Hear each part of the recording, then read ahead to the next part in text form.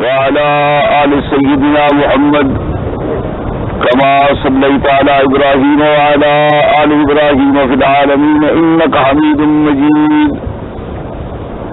قال الله تبارك وتعالى في كلامه المجيد: أعوذ بالله من الشيطان الرجيم بسم الله الرحمن الرحيم. ومن الناس من يقول آمنا بالله وباليوم الآخر وما هم بمؤمنين يخادعون الله والذين آمنوا وما يخدعون إلا أنفسهم وما يشعرون.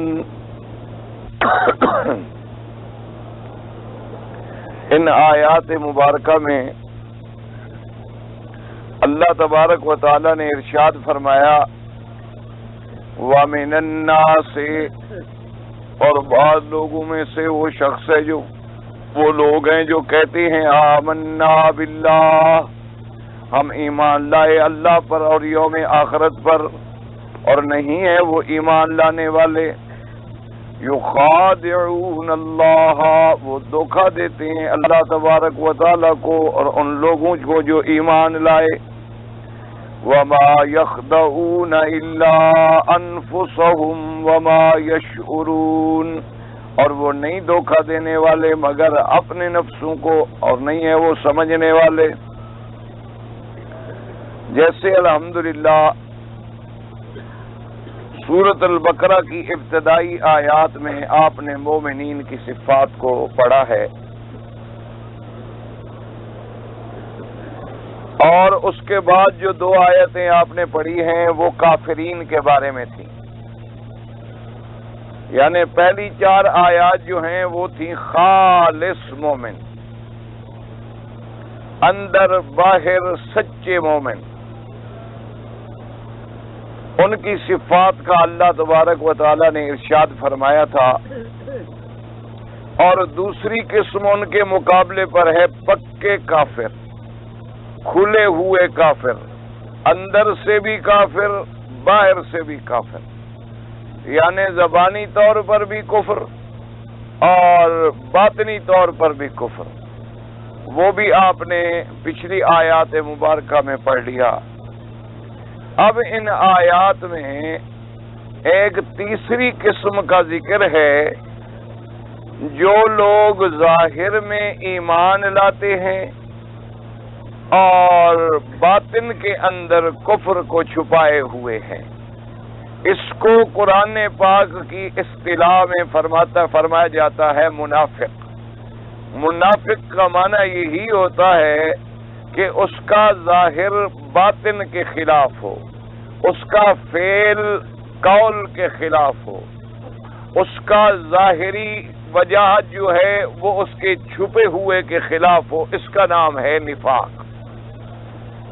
اور علماء نے لکھا ہے کہ منافق جو ہے یہ باعتبار جرم کے بھی زیادہ خطرناک ہے اور باعتبار ضرر کے بھی، یعنی مسلمانوں کو نقصان پہنچانے میں بھی زیادہ خطرناک ہے. اس لیے اللہ تبارک و تعالی نے 13 آیات مبارکہ میں ان کے احوال کو کھول کر بیان فرمایا ہے.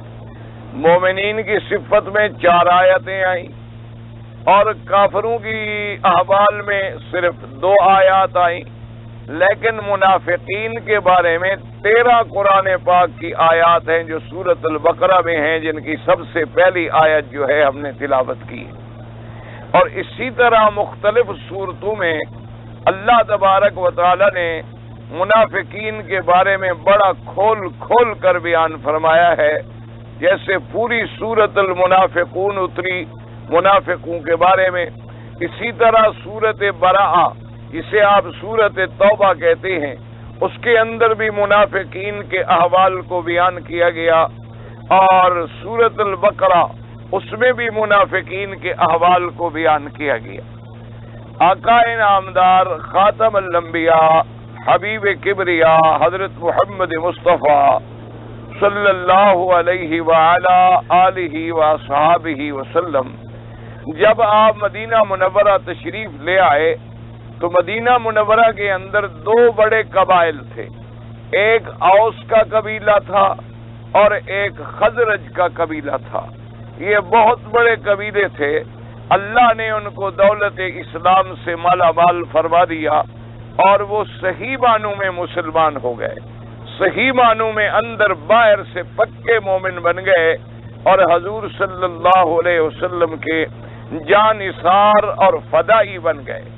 ابھی میرے آقا خاتم الانبیاء حبیب کبریا صلی اللہ علیہ وسلم مکہ مکرمہ میں تھے کہ مدینہ منورہ سے تھوڑے تھوڑے لوگ آ کر حضور کی بیعت فرماتے رہے اور اسلام قبول فرماتے رہے۔ تو سب سے پہلی بیعت جو ہے وہ بیعت العقبہ ہے۔ یہ مینا کے اندر جب آپ جاتے ہیں جہاں جمرۃ العقبہ ہے، اصل میں یہ عقبہ اس وادی کا نام ہے، یہ وادی عقبہ ہے۔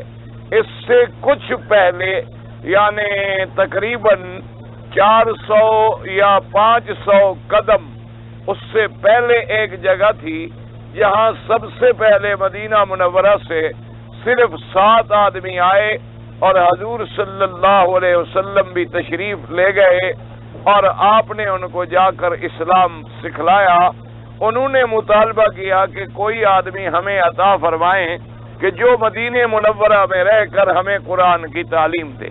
تو حضور صلی اللہ علیہ وسلم نے ایک صحابی کو اس ڈیوٹی پہ بھیجا، تقریباً مصعب ابن عمیر رضی اللہ تعالی عنہ کے ذمہ لگایا کہ آپ مدینہ منورہ میں جا کر ان مسلمانوں کو بھی قرآن پڑھائیں اور ان کے علاوہ دعوت اسلام دیں۔ تو انہوں نے جا کر وہاں بڑی محنت کی الحمدللہ۔ تو دوسرے سال میں 7 کے بجائے 70 آدمی تشریف لے آئے اسلام لانے کے لیے۔ تو اب الحمدللہ مدینہ منورہ میں کافی تعداد مسلمانوں کی ہو گئی۔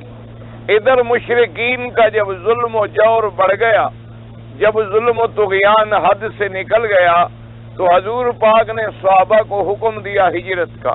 تو صحابہ نے ہجرت کی مکہ مکرمہ سے حبشہ کی طرف، اور پھر حبشہ سے بعض لوگوں نے وہیں سے پھر ہجرت کر لی مدینہ منورہ کی طرف، اور بعد میں جو بعض صحابہ ہیں انہوں نے سیدھا مکہ مکرمہ سے ہجرت کی مدینہ منورہ کی طرف۔ تو اب انصار کہتے ہیں مدینے والوں کو جو مدینے میں رہنے والے تھے، اور مہاجرین کہتے ہیں جو لوگ مکہ مکرمہ سے اپنے گھر بار بیوی بچے چھوڑ کے اللہ کے لیے حضور صلی اللہ علیہ وسلم کی صحبت کے لیے، آپ کی اتباع و محبت کے لیے ہجرت کر کے مدینہ تشریف لے گئے۔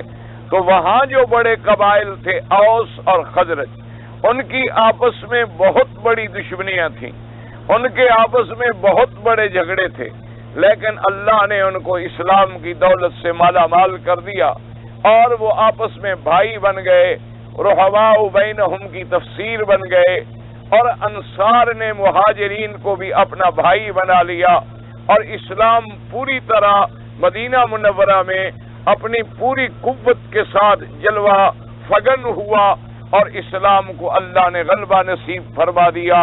تو اب کچھ قبائل ایسے تھے جن کا یہودیوں سے زیادہ تعلق تھا، کیونکہ یہود بھی مدینہ منورہ میں آباد تھے، بنی قینقاع بھی وہی تھے، بنو نذیر بھی وہی تھے، یہ سب یہودیوں کے بڑے بڑے قبائل تھے، اور ان کے سردار تھے کعب ابن الاشرف، عبداللہ ابن ابی، جد ابن قیس، تو یہ ان کے بڑے بڑے سردار تھے۔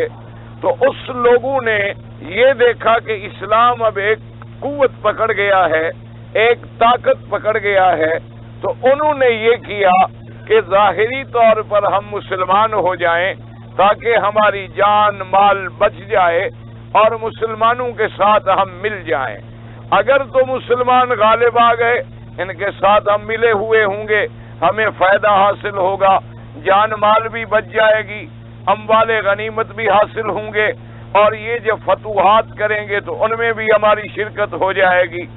اور اگر مسلمان یہاں بھی کمزور ہو گئے تو اندر ہم نے اپنے کافروں سے تو کہا ہوا ہے کہ ہم تمہارے ساتھ ہیں، تو ان لوگوں نے یعنی اسلام کو، مسلمانوں کو، حضور پاک صلی اللہ علیہ وسلم کو اپنی جان کے مطابق دھوکے میں مبتلا کیا اور آ کر اسلام کا اظہار کر دیا، کلمہ پڑھ لیا، مسجدوں میں آنے لگ گئے، نمازیں پڑھنے لگ گئے، حضور صلی اللہ علیہ وسلم کے قریب بیٹھنے لگ گئے، اور کبھی کوئی سریہ یا غزوہ ہوا تو وہ بھی حضور صلی اللہ علیہ وسلم کے ساتھ چل پڑے، تو ظاہر وہ اسلام کرتے رہے لیکن ان کے اندر کفر جو تھا اسی طرح جمع رہا، باطن کے اندر ان کو دشمنی رہی حضور صلی اللہ علیہ وآلہ آلہ واصحابہ وسلم تسلیما کثیرا کثیرا۔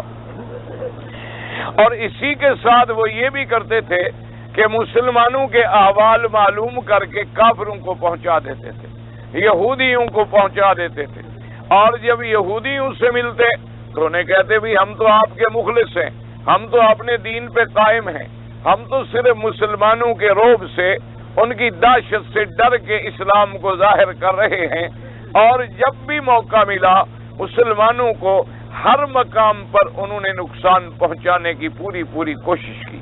جیسے کہ قرآن مقدس میں بھی ایک مفصل واقعہ کا ذکر ہے کہ ایک دفعہ حضور پاک صلی اللہ علیہ وآلہ آلہ واصحابہ وسلم تسلیما کثیرا کثیرا، آپ ایک غزوہ میں تشریف لے گئے، واپسی پر آپ نے ایک جگہ پڑاؤ کیا، یعنی ایک جگہ آپ نے اپنا قافلہ مبارک اتارا، تو قاعدہ یہ ہوتا تھا کہ راستے میں کچے کنویں ہوتے تھے، صحرا کے اندر کوئی پکے کنویں یا پانی کا انتظام جو ہے وہ صرف کچے کنویں ہوتے تھے، پانی بھر لیا، کچھ عرصے تک پانی رہ گیا اور کچھ عرصے کے بعد خشک ہو گیا، تو ایک کچے کنویں پر حضور صلی اللہ علیہ وسلم کے غلام، آپ کے خادم پانی بھرنے کے لیے آئے، وہاں عبداللہ ابن ابی جو منافقوں کا سب سے بڑا سردار تھا، اس کے نوکر اور ملازم جو ہیں وہ بھی پانی بھرنے کے لیے آئے ہوئے تھے، تو صحابہ نے کہا کہ بھائی سب سے پہلے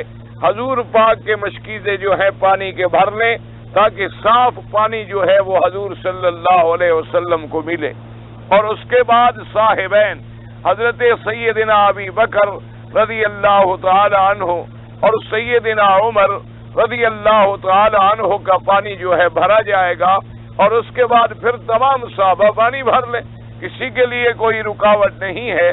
تو عبداللہ ابن ابی کے ملازم نے اس صحابی سے جھگڑا کیا، ان کی آپس میں لڑائی ہوئی، اور اس نوکر نے جب عبداللہ ابن ابی کو آ کر بات سنائی تو اس نے فوراً اپنے ساتھیوں کو جمع کیا اور کہنے لگا کہ دیکھ لیا ہے، مسلمان اب اتنی طاقت پکڑ گئے ہیں کہ ہمیں پانی بھی نہیں بھرنے دیتے، سب سے پہلے حضور کا پانی بھرا جائے گا، اس کے بعد پھر مہاجروں کا پانی بھرا جائے گا، اس کے بعد ہم مدینے والوں کا پانی بھرا جائے۔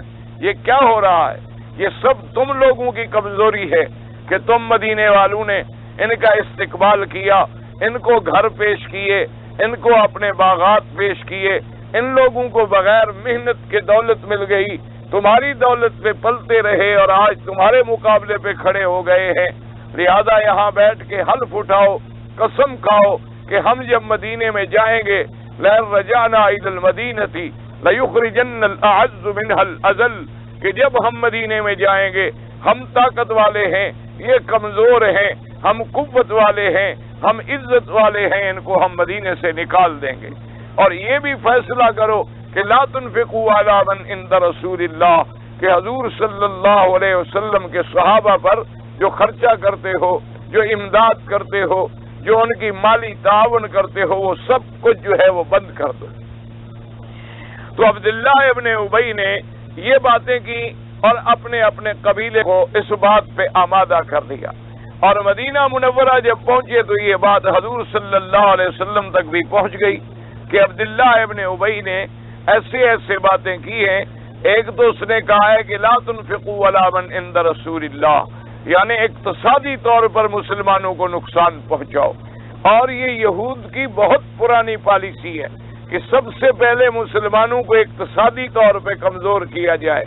آج بھی آپ دیکھ لیں کہ ہندوستان میں ہندو جو ہے اس نے ان علاقوں میں اور ان مقامات پہ حملہ کیا ہے جہاں مسلمانوں کی تجارت تھی، جہاں مسلمانوں کی فیکٹریاں تھیں، جہاں مسلمانوں کی انڈسٹریاں تھیں، جہاں مسلمانوں کے پاس ایک اقتصادی قوت تھی، سب سے پہلے انہی کو جلایا گیا، انہی کو لوٹا گیا تاکہ مسلمان اقتصادی طور پہ کمزور ہو جائے۔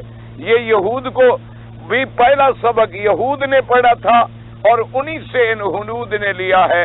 تو ان لوگوں نے بھی پہلی بات یہی کی کہ لا تنفقوا علی من عند رسول اللہ، اللہ کے نبی کے ساتھیوں پہ خرچ بند کر دو، ان کی امداد بند کر دو۔ جب تم امداد بند کر دو گے یہ منتشر ہو جائیں گے، یہ بکھر جائیں گے، آخر پیٹ پالنا ہے، اس کے کمانے کے لیے، مزدوری کرنے کے لیے یہ مختلف علاقوں میں چلے جائیں گے۔ اللہ نے اسی جگہ فرمایا ہے وَلِلَّهِ خَزَائِنُ السَّمَاوَاتِ وَالْأَرْضِ، اللہ نے فرمایا میرے مدنی تمام آسمان اور زمین کے خزانوں کا تو میں مالک ہوں۔ یہ کتنے تک مسلمانوں کو نقصان پہنچائیں گے؟ یہ تو منافق جاہل ہیں، یہ تو سمجھ نہیں پا رہے۔ آسمانوں کے خزانے پر یہ پابندی لگا سکتے، زمینوں کے خزانوں کو یہ روک سکتے ہیں، اور یہ ایسی باتیں جو کر رہے ہیں کہ ہم مدینے سے نکال دیں گے۔ ان کو پتہ نہیں ہے کہ للہ العزت ولرسولہ وللمؤمنین، اصل غلبہ، اصل عزت کا مالک اللہ تبارک و تعالی ہے، اصل عزت جو ہے اللہ کے نبی کے لیے ہے، اصل عزت جو ہے پکے ایمان والوں کے لیے ہے، لیکن یہ منافق ہے، ان باتوں کو سمجھتے نہیں۔ اور خدا کی شان یہ ہے کہ عبداللہ ابن ابی جو رئیس المنافقین تھا، یعنی منافقوں کا سردار تھا، اس کا بیٹا جو ہے وہ پکا مسلمان تھا، بالکل صحیح معنی میں عاشق رسول اللہ تھا صلی اللہ علیہ وعلا آلہ وصحابہ وسلم تسلیما کثیرا کثیرا۔ جب حضور پاک کو خبر ملی تو آپ نے عبداللہ ابن ابی کو بلایا اور آپ نے فرمایا کہ تم نے ایسی ایسی بات کی ہے؟ اس نے کہا واللہ یا رسول اللہ، خدا کی قسم ہے میں نے تو ایسی بات ہی نہیں کی۔ اسی لیے علماء نے لکھا ہے جو آدمی زیادہ قسمیں کھائے سمجھو یہ منافقت کر رہا، کیونکہ زیادہ قسمیں کھانا جو ہے یہ بھی جھوٹے بندے کی علامت ہے۔ جو سچا آدمی ہوتا ہے اس کو قسم کھانے کی کیا ضرورت ہے؟ ایک آدمی سچ بولتا ہے، سچی بات کرتا ہے، اسے آپ کہیں بھی وہ کہے گا جی میں قسم کیوں کھاؤں، میں سچی بات کہہ رہا ہوں، مجھے قسم کھانے کی کوئی ضرورت ہی نہیں ہے۔ وہ اگر قسم کھائے گا تو کبھی کوئی مجبوری ہوگی، کبھی کوئی جھگڑا ہوگا، کبھی کوئی فیصلہ ہوگا۔ لیکن جو آدمی بات بات پر زیادہ قسمیں کھائے اور اپنی ہر بات کو قسم سے شروع کرے تو علماء نے لکھا ہے یہ بھی علامت ہے اس کے جھوٹے ہونے کی، اور یہ بھی علامت ہے اس کے منافق ہونے کی کہ جب اس سے کسی نے قسم کا مطالبہ ہی نہیں کیا لیکن وہ بلا وجہ کہہ رہا ہے جی اللہ کی قسم ہے، مجھے خدا کی قسم ہے اور میں جناب بالکل اللہ کی قسم سچ کہہ رہا ہوں۔ تو عبداللہ ابن ابی نے حضور پاک کے سامنے آ کے قسمیں کھائیں اور کہا واللہ لا یا رسول اللہ، خدا کی قسم ہے آقا ہم نے ایسی بات کبھی سوچی ہی نہیں ہے، بلا وجہ آپ کو صحابی غلط رپورٹ پہنچا کے ہم سے لڑانا چاہتے ہیں۔ حضور پاک نے ان کی ظاہری باتوں پہ اعتبار فرما لیا اور اس کو کہا کہ اچھا تم نے نہیں کہا تو ٹھیک ہے، بات ختم کر دی اور قافلے کو حکم دے دیا کہ قافلہ چلائیں۔ قافلہ چلتا رہا اور حضور پاک نے قافلے کو آرام بھی نہیں کرنے دیا۔ اس کی وجہ یہ تھی کہ قافلے والے چلتے رہیں، چلتے چلتے اتنے تھک جائیں کہ ان کو آپس میں کوئی جھگڑے کا خیال پیدا نہ ہو، تاکہ ایسا نہ ہو کہ آپس کے اندر لڑائی ہو جائے اور قتل عام ہو جائے اور اللہ کا رسول بھی ان کے اندر موجود ہو۔ تو جب مدینے میں پہنچ گئے تو عبداللہ ابن ابی جب اپنے گھر کی گلی میں داخل ہونے لگا اس کے بیٹے نے تلوار نکالی اور گلی کے دروازے پہ کھڑا ہو گیا۔ اس نے کہا واللہ لا يدخل، اس نے کہا خدا کی قسم ہے میں تمہیں آج اپنے گھر میں داخل نہیں ہونے دوں گا۔ اس نے کہا عجیب بات کرتے ہو، تم میرے بیٹے ہو، میں تمہارا باپ ہوں، تم ایسے بے ادبی کر رہے ہو۔ اس نے کہا جو محمد عربی کا بے ادب ہو اس سے میرے باپ اور بیٹے کا کیا تعلق ہے؟ تم نے کہا ہے کہ ہم عزت والے ہیں اور نعوذ باللہ صحابہ ذلت والے ہیں، جب تک یہ کلمہ تم واپس نہ لو اپنی زبان سے اقرار کرو کہ میں ذلیل ہوں اور صحابہ عزت والے ہیں، پھر تو تم گھر میں داخل ہو سکتے ہو، ورنہ میری تلوار فیصلہ کرے گی۔ بڑے لوگوں نے سمجھایا، اس نے کہا سوال ہی پیدا نہیں ہو سکتا، میں اللہ کے پیغمبر کے بارے میں اور صحابہ کے بارے میں کوئی لفظ جو ہے وہ سننے کے لیے تیار ہی نہیں۔ اور کتابوں میں آتا ہے عبداللہ ابن ابی نے آخر کہا، اس نے کہا کہ ٹھیک ہے جی وہ عزت والے ہیں اور ہم ذلت والے۔ اس نے کہا اب تم جا سکتے ہو، ذلیل بن کے رہ سکتے ہو لیکن مسلمانوں سے عزیز نہیں بن سکتے ہو، تم اپنی ذلت کا اعتراف کرو۔ تو یہ وہ منافقین تھے جنہوں نے اسلام کو بار بار نقصان پہنچایا۔ جنگ احد کے موقع پر جب حضور پاک صلی اللہ علیہ وآلہ آلہ وصحابہ وسلم آپ اپنے صحابہ کو لے کر کافروں کے مقابلے کے لیے نکلے تو یہ بدبخت عبداللہ ابن ابی 480 آدمیوں کی جماعت کو لے کر پیچھے نکل آیا، کہنے لگا جی ہم نہیں لڑنے کے لیے جاتے، مدینے کے اندر رہ کے لڑنا چاہیے، مدینے سے باہر جا کے لڑنے سے ہم کیسے مقابلہ کر سکیں گے۔ اصل مقصد یہ تھا کہ مسلمانوں کی جماعت ٹوٹ جائے، شوکت ٹوٹ جائے۔ جب 1000 کا لشکر جا رہا ہو اور 480 آدمی بھاگ جائے تو باقیوں کے دل جو ہیں وہ بھی کمزور ہو جاتے ہیں۔ تو اس وقت بھی ان منافقوں کا کردار جو ہے وہ یہی تھا کہ کسی طرح اسلام کو نقصان پہنچایا جائے، اور انہوں نے اتنی بڑی بڑی سازشیں کی کہ ایک دفعہ میرے آقا خاتم الانبیاء حبیب کبریا حضرت محمد الرسول اللہ صلی اللہ علیہ وسلم یہودیوں کے علاقے میں، یہودیوں کا جہاں مسکن ہے، یہودیوں کا جہاں قلعہ تھا، بڑے بڑے ان کے مکانات تھے، تو اس علاقے میں آپ تشریف لے گئے۔ ایک قتل کے معاملے میں جھگڑا تھا، حضور صلی اللہ علیہ وسلم اس کے لیے فیصلہ فرمانے کے لیے تشریف لے گئے، تاکہ آپ نے حکم دیا کہ علاقے والے جو ہیں وہ سارے پیسہ اکٹھا کر کے دیت ادا کر دو تاکہ یہ جھگڑا جو ہے وہ ختم ہو جائے۔ تو اسی ضمن میں میرے آقا تشریف لے گئے تو ان یہودیوں کو اطلاع دینے والے یہی منافق تھے کہ حضور پاک صلی اللہ علیہ وسلم آ رہے ہیں۔ تو ان یہودیوں نے بظاہر یہ کیا کہ اپنے قلعہ کے نیچے دیوار کے قریب ایک جگہ بنائی اور وہاں بڑے اچھا انتظام کیا اور بڑی مسند بنائی کہ حضور صلی اللہ علیہ وسلم کو یہاں بٹھائیں گے۔ بظاہر تو انہوں نے استقبال کا انتظام کیا، لیکن ایک بدبخت کو اس قلعے کی دیوار کے اوپر چھپا دیا کہ جب حضور پاک بیٹھ جائیں تو تم اوپر سے پتھر گرا دو تاکہ حضور صلی اللہ علیہ وسلم شہید ہو جائیں اور ہمارا جو جھگڑا ہے یہ ہمیشہ کے لیے ختم ہو جائے۔ میرے آقا صلی اللہ علیہ وآلہ آلہ وسلم تسلیما کثیرا کثیرا تشریف لے جا رہے تھے۔ اللہ نے جبریل علیہ السلام کو بھیجا اور اپنے پاک نبی کو باخبر کر دیا کہ آپ کے دشمنوں نے یہ پروگرام بنایا ہے، آپ وہاں نہ جائیں اور وہاں نہ بیٹھیں۔ تو حضور صلی اللہ علیہ وسلم کو اللہ نے محفوظ فرما لیا۔ تو ان منافقین نے صحابہ کے خلاف بھی عمل کیا، اللہ کے نبی کے خلاف بھی عمل کیا، اور بظاہر نعوذ باللہ وہ گویا خدا کو بھی دھوکہ دے رہے ہیں۔ نعوذ باللہ یعنی یخادعون اللہ، وہ اللہ کو دھوکہ دے رہے ہیں، اس لیے کہ سمجھتے ہیں نعوذ باللہ کہ ہم ظاہر کچھ کریں گے، ہمارے اندر کچھ ہوگا شاید اللہ بھی نہیں جانیں گے۔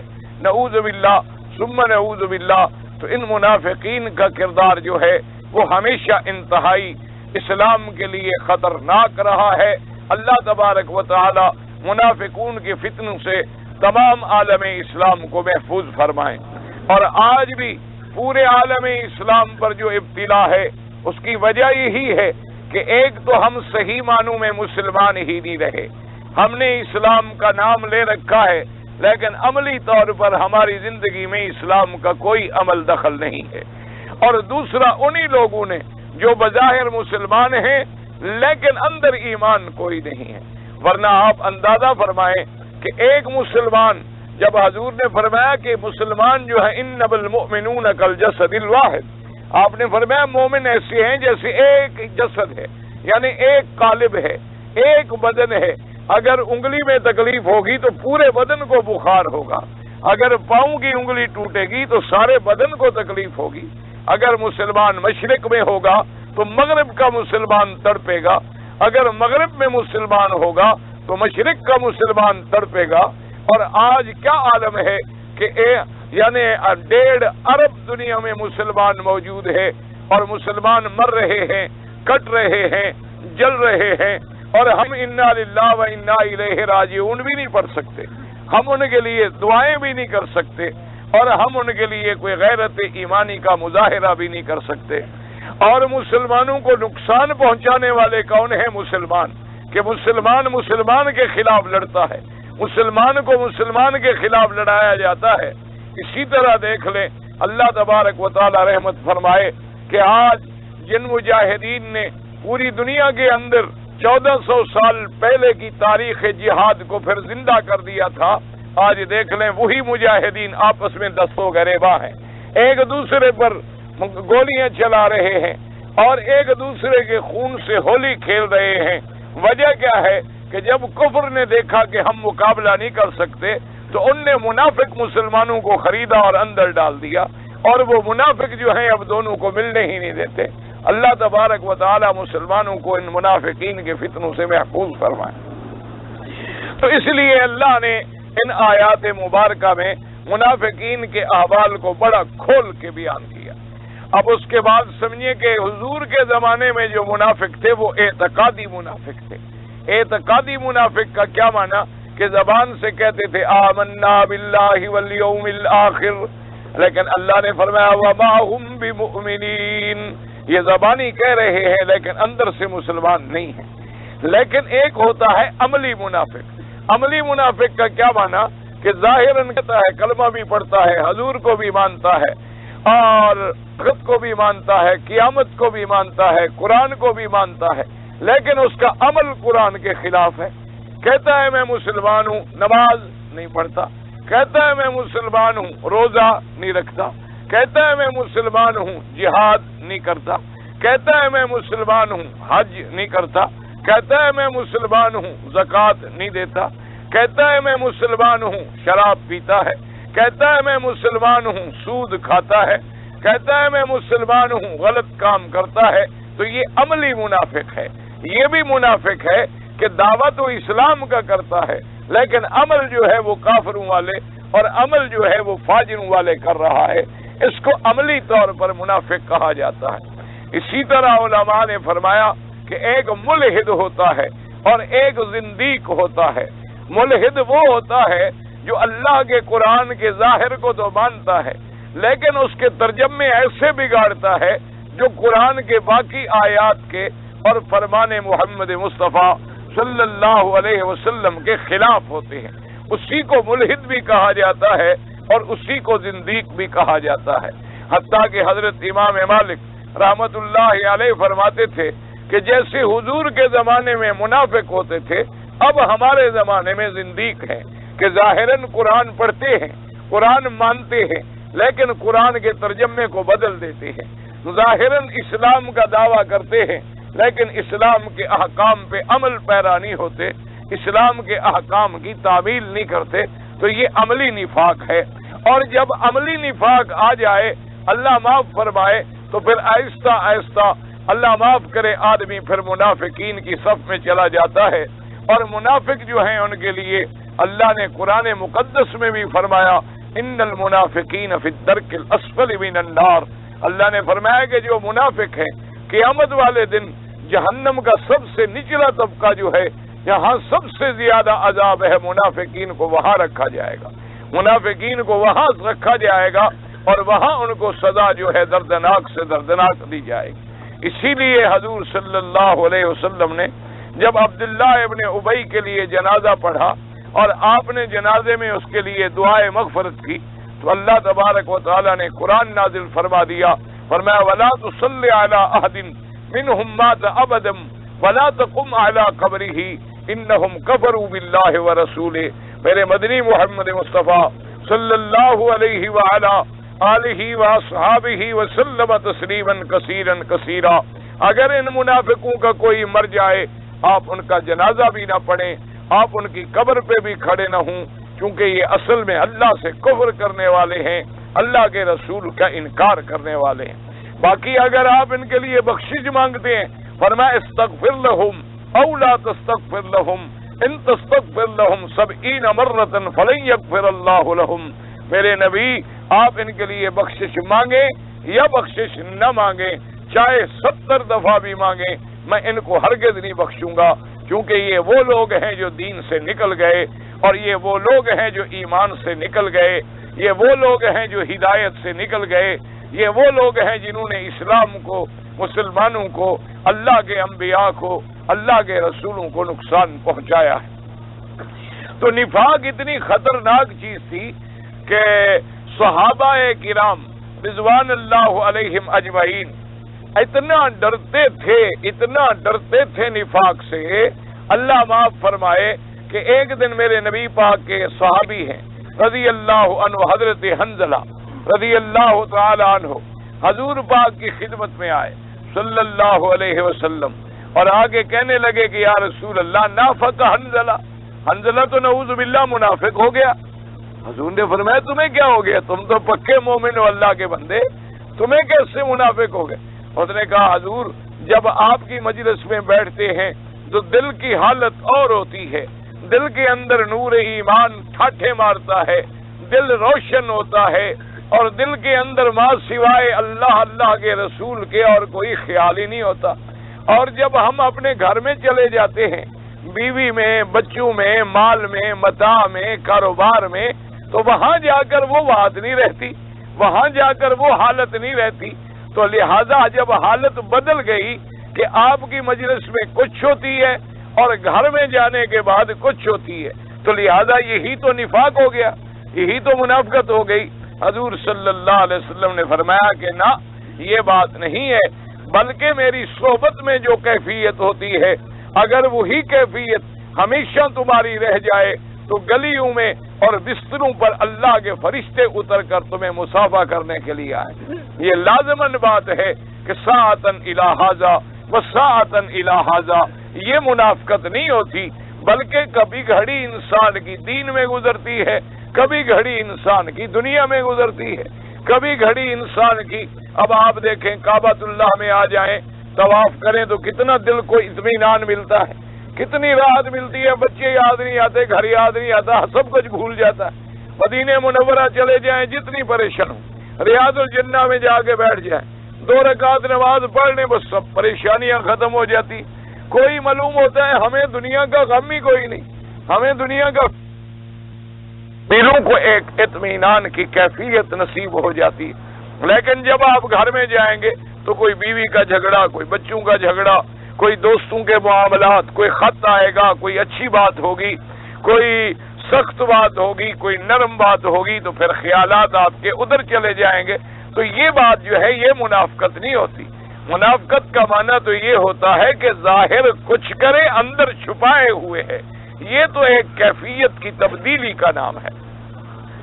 اسی لیے حدیثوں میں آتا ہے کہ تقریباً 70 صحابہ رضوان اللہ علیہم اجمعین نے حضور پاک کی خدمت میں عرض کیا کہ حضور ہم تو پریشان ہو گئے کہ مسجد میں جب ہوتے ہیں، آپ کی صحبت میں جب ہوتے ہیں تو ہماری کیفیت اور بھی کیفیت کیوں نہ ہو۔ آج بھی اگر آپ کسی اللہ والے کی صحبت میں بیٹھ جائیں، آج بھی آپ کسی ولی کامل کی صحبت میں بیٹھ جائیں، آج بھی آپ کسی ایک عالم عمل کی صحبت میں بیٹھ جائیں، تو آپ کا دل و دماغ دین کی طرف لگ جاتا ہے۔ اور اگر خدا نہ خواستہ پھر گھر میں آ جائے تو پھر وہ بات نہیں ہوتی۔ یہ تو حالات کا، اور ان لوگوں کا کیا مقام ہوگا جن کو صحبت ملتی ہوگی حضرت محمد الرسول اللہ کی، جن کو زیارت ملتی ہوگی حضرت محمد الرسول اللہ کی، جو قرآن سنتے ہوں گے حضرت محمد الرسول اللہ صلی اللہ علیہ وآلہ آلہ واصحابہ وسلم تسلیما کثیرا کثیرا سے۔ تو لہذا یہ کیفیات کا تبدیل ہونا جو ہے یہ ایک فطری بات ہے۔ تو 70 صحابہ گھبرا گئے، یعنی صحابہ نفاق سے اتنی ڈرتے تھے، حالانکہ اللہ نے ان کو نفاق سے پاک کر دیا۔ فرمایا اولئک الذین امتحن اللہ قلوبہم للتقوی، اللہ نے فرمایا میرا مدنی تیرے صحابہ کے دلوں کا میں امتحان کر چکا ہوں، یہ تو اندر باہر سے پکے ہیں، یہ تو ظاہر باطن سے سچے ہیں۔ اولئک هم المؤمنون حقا لهم درجات عند ربهم، یہ سچے مومن ہیں، یہ ایمان کا ماڈل ہے، یہ ایمان کا نمونہ ہے، یہ مجسمہ ایمان ہے، یہ سراپا ایمان ہے، یہ اپنے ایمان و عمل کے اندر اتنی سچے ہیں کہ ان کے بعد سچائی کا کوئی درجہ باقی نہیں رہتا۔ لیکن یہی سچائی تھی کہ صحابہ ڈر رہے تھے۔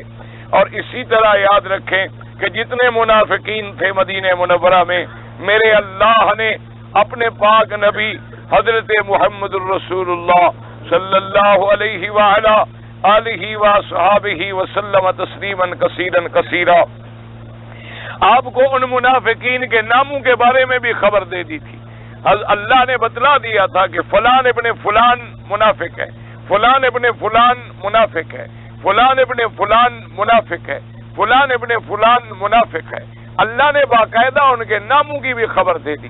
اور حضور پاک نے صرف ایک صحابی ہے جن کا نام ہے حضرت حذیفہ بن الیمان، جن کا لقب ہے صاحب سر رسول اللہ صلی اللہ علیہ وسلم، یعنی جو رازدار رسول پاک ہے، ان کو حضور نے بتلا دیا تھا کہ فلاں فلاں منافق ہے، تاکہ اللہ نے جو مجھے بتلایا ہے میں آگے پہنچا دوں، لیکن اس کو زیادہ کھولنے کی اللہ کی طرف سے اجازت نہیں تھی، اس لیے حکم یہ نہیں تھا، اس لیے حکم تھا کہ جو منافق ہیں آپ جان گئے، آپ کو ہم نے بتلا دیا، لیکن ان کو ان کے حال پہ چھوڑ دیں، جوں جوں اسلام کو غلبہ ملے گا یہ اپنی موت خود مر جائیں گے، آپ ان کو سزا بھی نہ دیں۔ وجہ یہ تھی کہ اگر حضور صلی اللہ علیہ وسلم ان منافقوں کو مدینہ منورہ میں سزا دے دیتے تو سزا تو قتل ہوتی، کیونکہ وہ تو باغی تھے اسلام کے، وہ تو باغی تھے محمد عربی کے صلی اللہ علیہ وسلم، اور اسلام ابھی نیا نیا پھیلا تھا، تو پوری دنیا میں ایک بات پھیل جاتی کہ حضور اپنے ساتھیوں کو بھی قتل کر دیتے، حضور صلی اللہ علیہ وسلم کلمہ پڑھنے والوں کو بھی قتل کر دیتے۔ تو اس لیے اللہ کی حکمت تھی، اللہ نے باخبر بھی کر دیا لیکن سزا دینے کی اجازت بھی نہ دی۔ تو حضرت امیر المؤمنین حضرت سیدنا عمر رضی اللہ تعالی عنہ، آپ کی یہ عادت مبارک تھی، حضور کا زمانہ جب گزر گیا، حضرت صدیق کا زمانہ آیا، پھر حضرت عمر کا زمانہ آیا، تو اگر کسی آدمی کا جنازہ آتا تو حضرت عمر رضی اللہ تعالی عنہ بڑے دور بیٹھ کے دیکھتے کہ اس جنازے میں حضرت حذیفہ شریک ہو رہے ہیں کہ نہیں ہو رہے ہیں۔ اگر حضرت حذیفہ جنازے میں ہوتے تو حضرت عمر بھی شریک ہو جاتے، ان کو تسلی ہو جاتی کہ یہ منافق کا جنازہ نہیں ہے، اور اگر حضرت حذیفہ نہ ہوتے تو حضرت عمر بھی آہستہ آہستہ چلے جاتے کہ منافق کی نماز میں کیوں پڑھوں، منافق کے لیے تو حکم ہے کہ اس کے لیے مغفرت نہ کرو، تو لہذا میں اس کے لیے مغفرت کی دعائیں کیوں کروں۔ تو یہ منافقین کا گروہ ہے جس نے اسلام کو از اول یعنی زمان رسول اللہ صلی اللہ علیہ وآلہ آلہ وسلم اور تائیں دم ہر قسم کا نقصان پہنچایا ہے۔ تو اسی لیے اب اللہ تبارک و تعالی نے ان آیات مبارکہ میں منافقین کے بارے میں بڑا کھول کے بیان فرمایا ہے۔ تو اس لیے کوشش کیا کریں اور دعا بھی کریں اور ہمت بھی کریں کہ اللہ ہمیں اعتقادی نفاق سے بھی بچائے اور اللہ ہمیں عملی نفاق سے بھی بچائے۔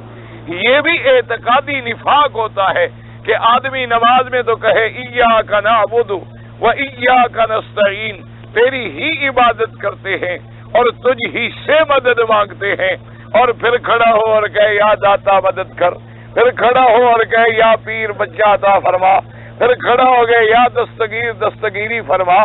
تو یہ بھی اعتقادی نفاق ہے کہ ظاہر تو کر رہا ہے کہ تیری عبادت کرتے ہیں اور عبادت بندوں کی کر رہا ہے، ظاہر کر رہا ہے تجھ سے مدد مانگتے ہیں اور مدد غیروں سے مانگ رہا ہے، حالانکہ ہر نماز میں وہ اقرار کرتا ہے کہ ایاک نعبد و ایاک نستعین اہدنا الصراط المستقیم صراط الذین انعمت علیہم۔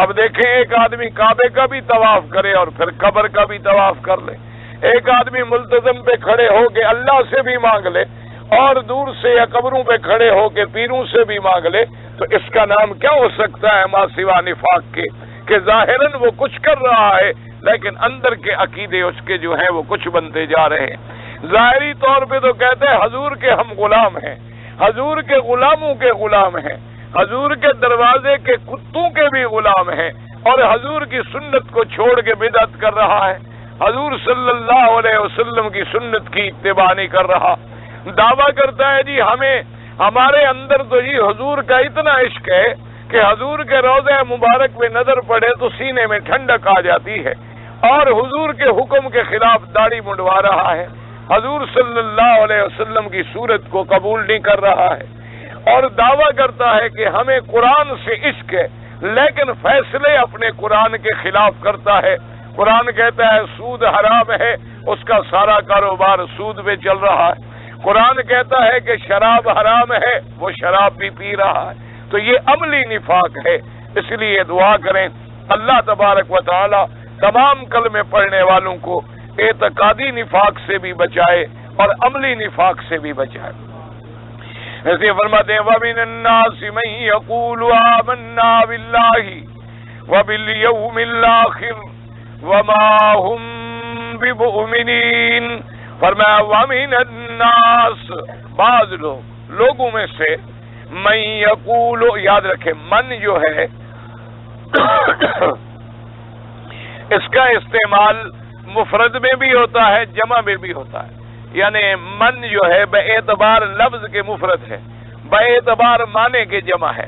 جیسے قرآن کہتا ہے وَمِنْهُمْ مَن يَسْتَمِعُ إِلَيْكَ، تو من ہے وہاں، يَسْتَمِعُ إِلَيْكَ مفرد ہے۔ اور دوسری جگہ مِنْهُمْ مَن يَسْتَمِعُونَ إِلَيْكَ، تو آگے جمع ہے۔ تو بے اعتبار معنی کے من جو ہے جمع کا فائدہ دیتا ہے اور بے اعتبار لفظ کے مفرد کا فائدہ دیتا ہے۔ اب دیکھیں وَمِنَ النَّاسِ مَن، آگے مَن يَقُولُ اور آگے آمَنَّا، پھر جمع کا فائدہ دے رہا ہے۔ تو وجہ کیا ہے کہ بے اعتبار معنی کے جمع ہے اور بے اعتبار لفظ کے مفرد ہے۔ فرمایا وَمِنَ النَّاسِ مَن يَقُولُ آمَنَّا بِاللَّهِ وَبِالْيَوْمِ الْآخِرِ، وہ کہتے ہیں کہ ہمارا ایمان ہے اللہ پہ اور یوم آخرت پہ۔ کیا مانا؟ ایک تو حضور کا کوئی انکار کرے وہ بھی کافر ہے۔ تو یہاں صرف ذکر آیا اللہ پر ایمان اور آخرت پر ایمان، تو اتنا ایمان تو کافی نہیں۔ اللہ پر ایمان، اللہ کے نبی پر ایمان، اللہ کے ملائکہ پر ایمان، اللہ کی کتابوں پر ایمان، اللہ کے رسولوں پر ایمان، آمنت باللہ وملائکتہ وکتبہ ورسلہ، تو یہ سارا ایمان ضروری ہے۔ تو صرف یہاں دو چیزوں کا ذکر آیا، ایک ایمان باللہ اور ایک ایمان بالیوم الآخر۔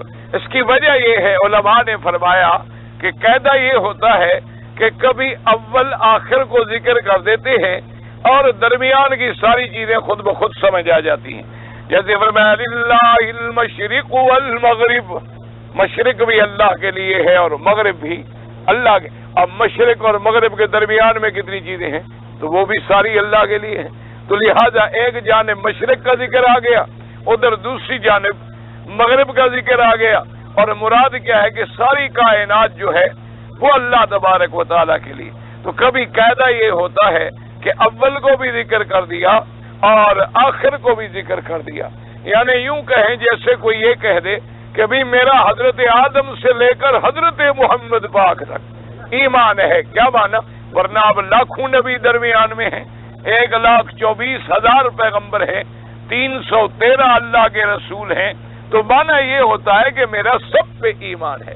تو جب اللہ پر ایمان لائے گا تو اللہ کی کتابوں پر بھی ایمان لائے گا، اللہ کے فرشتوں پر بھی ایمان لائے گا، اللہ کے رسولوں پر بھی ایمان لائے گا، اور جب آخرت پہ ایمان لائے گا تو اس کے لیے پھر اعمال بھی صالحہ کرے گا، گناہوں سے بھی بچے گا، منکرات سے بھی بچے گا، فواحش سے بھی بچے گا۔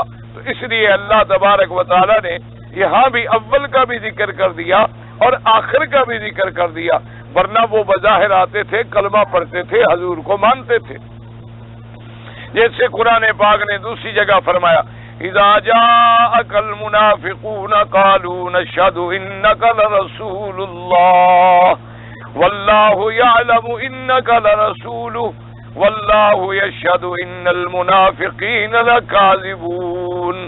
اللہ نے فرمایا میرے مدنی صلی اللہ علیہ وسلم، یہ منافق لوگ جب آتے ہیں آپ کے پاس اور آ کے کہتے ہیں قالوا نشهد، کہ ہم گواہی دیتے ہیں کہ آپ اللہ کے رسول ہیں، اللہ نے فرمایا کہ اللہ جانتے ہیں کہ آپ میرے رسول ہیں، لیکن یہ منافق جو ہیں یہ جھوٹ بول رہے ہیں، یہ جو کچھ کہہ رہے ہیں یہ جھوٹ بول رہے ہیں۔ اس لیے علماء نے فرمایا کہ کافر کفر کرتا ہے لیکن جھوٹ سے تو بچ رہا ہے، یہ ایسے یعنی گھٹیا لوگ ہیں کہ کفر بھی کر رہے ہیں اور جھوٹ بھی بول رہے ہیں. یعنی کافر کفر کرتا ہے، چلو ٹھیک ہے کافر ہے، واضح تو ہے کہ کافر ہے، اس نے کوئی چھپایا ہوا تو نہیں ہے، وہ کہتا ہے میں کافر ہوں، اللہ رسول کو بھی نہیں مانتا. لیکن یہ بدبخت ایسے ہیں کہ کفر بھی کر رہے ہیں اور ساتھ جھوٹ بھی بول رہے ہیں کہ ظاہراً کہتے ہیں کہ جی ہم تو پکے مومن ہیں.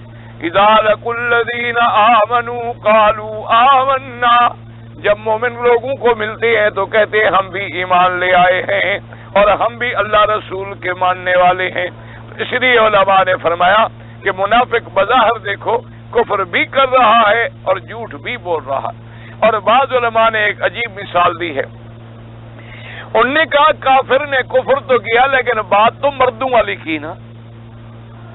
اور یہ بدبخت ایسی ہیں، یہ تو ہیجڑوں والی بات کر رہے ہیں، مخنث لوگوں کی بات کر رہے ہیں. منافق اتنے بدبخت ہیں، کیوں کافر ہے کفر پر ہے. چلو مرد ہے، مرد ہمیشہ کھلی بات کرتا ہے، اور جو مرد نہیں ہوتا، عورت ہو یا مخنث ہو، تو وہ دو رنگی بات کرے گا، ادھر بھی جائے اور ادھر بھی جائے. تو یہ منافقین جو ہیں یہ تو مردوں کی طرح کھل کے بات بھی نہ کر سکے. اسی لیے کسی نے کہا تھا کہ بگڑی ہوئی عقل سے حماقت اچھی، بگڑی ہوئی عقل سے حماقت اچھی، اور دھوکے کی محبت سے عداوت اچھی. کہ آدمی دھوکے کی محبت دے، اس سے تو پھر دشمنی بہتر ہے کہ کھلی دشمنی تو ہو. دیکھو نا جی ابو جہل ہے، حضور صلی اللہ علیہ وسلم کے سامنے، حضور کے سامنے موجود ہے، حضور کا چہرہ مبارک دیکھا، آپ کے معجزات دیکھے، چاند کو دو ٹکڑے ہوتے ہوئے دیکھا، کنکریوں کو کلمہ پڑھتے ہوئے سنا، لیکن اس کے باوجود بھی کہا میں نہیں مانتا. چلو کافر ہے، جہنم میں گیا لیکن بات تو کھل کے کہہ رہا ہے.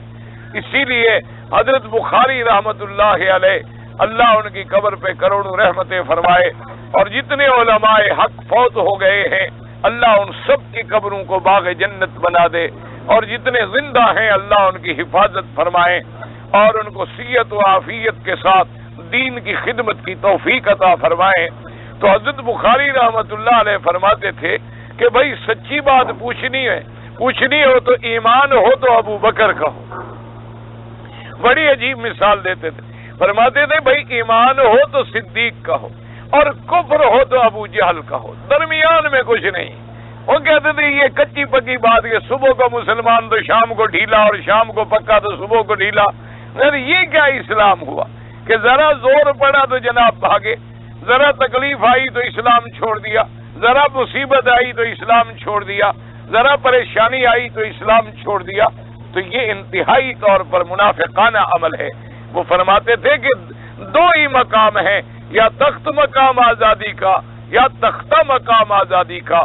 جب آزادی ملتی ہے پر یا تو تخت پہ ہو آدمی یا تخت پہ ہو پھٹے میں چڑھ گیا جان چھوٹ گئی. تو فرماتے تھے کہ ایمان ہو تو صدیق کا ہو رضی اللہ تعالیٰ عنہ، کہ جس نے دیکھا ہے تب بھی مان لیا، نہیں دیکھا ہے تب بھی مان لیا، اور معراج کی رات موجود نہیں ہے، حضور کی زبان مبارک سے بھی نہیں سنا ہے، یعنی حضور پاک نے بھی نہیں سنایا. ابو جہل آیا کافروں کو لے کر، آگے کہنے لگا کہ یا ابا بکر رضی اللہ تعالی عنہ حل سمعت ما قال صاحبک، تم نے سنا ہے کہ تیرے ساتھی کیا کہہ رہے ہیں؟ آپ نے فرمایا کیا بات ہے؟ انہوں نے کہا اللہ کے نبی فرماتے ہیں رات میں مسجد اقصی گیا، 7 آسمانوں پہ گیا، سدرۃ المنتہا تک گیا، جنت دیکھی، ساری سیر کی، اور رات ابھی نہیں ختم ہوئی کہ میں مکے میں واپس بھی آ گیا. دیکھو 1 مہینوں کا سفر، اوپر سالوں کا سفر، اور رات میں طے ہو گیا. اس نے کہا تم ایک بات بتاؤ ابو جہل، جو تم بات کہہ رہے ہو یہ بات میرے پاک نبی نے فرمائی ہے؟ اس نے کہا ہم ابھی سن کے آ رہے ہیں. کہتے صدق رسول اللہ. کہنے لگا اگر حضور نے فرمایا تو سچ فرمایا، اگر میرے پاک نبی نے یہ فرمایا ہے تو پھر سچی بات ہے. اگر جبریل آسمانوں سے 1 منٹ میں نیچے آ سکتا ہے تو میرا محمد مدنی نہیں جا سکتے؟ یہ کون سی بڑی بات؟ تو اس لیے فرماتے تھے کہ بھائی ایمان ہو تو صدیق کا ہو، اور کفر ہو تو ابو جہل کا ہو. کہ سامنے کنکریاں ہاتھ میں ہے ابو جہل کے، یعنی اپنے ہاتھ میں اس نے کنکریاں رکھی ہوئی ہیں. حضور سے پوچھتا ہے حضور اگر بتا دے میرے ہاتھ میں کیا ہے میں کلمہ پڑھ لوں گا. آپ نے فرمایا عجیب آدمی ہو، یہ تو بڑا معمولی سوال ہے کہ میں بتا دوں تیرے ہاتھ میں کیا ہے، یہ بھی کوئی سوال ہے؟ اچھا تم ایک ایسا کرو، اگر تیرے ہاتھ میں جو ہے وہ بتلا دے کہ میں کون ہوں۔ میں نے کہا اچھا جی، تو کنکریوں نے کلمہ پڑھ لیا۔ تو جب کلمہ پڑھا آپ نے فرمایا تو اب تو کلمہ کرنے کا نہیں جادو ہے، میں نہیں مانتا۔ تو بہرحال یعنی کفر بھی واضح ہے اور ایمان بھی واضح ہے، لیکن خطرناک وہ ہے جو ظاہراً اسلام ہے اور عمل کافروں کا ہے، ظاہراً اسلام ہے اور عمل یہود کا ہے، ظاہراً اسلام ہے اور عمل نصارہ کا ہے، ظاہراً اسلام ہے اور عمل ہندو کا ہے، ظاہراً اسلام ہے اور شادی میں، موت میں، رسومات میں، بچوں کی پیدائش میں تمام ہندوؤں کی رسمیں ہیں۔ تو یہ کوئی اسلام ہے؟ یہ کوئی ایمان ہے؟ اللہ تبارک و تعالی سے دعا یہ کریں کہ اللہ تبارک و تعالی ہمیں صحیح معنوں میں مومن بنا دیں، صحیح معنوں میں ایمان نصیب فرما دیں۔ یعنی آپ اندازہ فرمائیں کہ ایک کافر مسلمانوں کی عزت سے کھیل رہا ہو، عصمتوں سے کھیل رہا ہو اور مسلمانوں کی عبادات سے کھیل رہا ہو، اور دوسرے مسلمان اس کی فلمیں دیکھ کے رات گزارتے ہوں، یہ مسلمان ہیں؟ ان کو مسلمان کہلاتے ہوئے شرم نہیں آتی؟ ان کو اتنی غیرت بھی نہیں آتی کہ ہم مسلمان ہوتے تو کم از کم اس دشمن کی چیز کو ہاتھ تو نہ لگاتے، اس دشمن کی چیز کے ہم قریب تو نہ جاتے، اور ہم کچھ نہیں کر سکتے ہیں تو اپنے آپ کو دور تو رکھ سکتے ہیں۔ لیکن مسلمانوں کی وجہ کیا ہے کہ ہمارے اندر نام کا اسلام ہے، اندر ہمارے ایمان باقی نہیں رہا۔ اس لیے اللہ نے منافقوں کے بارے میں خبر دی، وَمِنَ النَّاسِ مَن يَقُولُ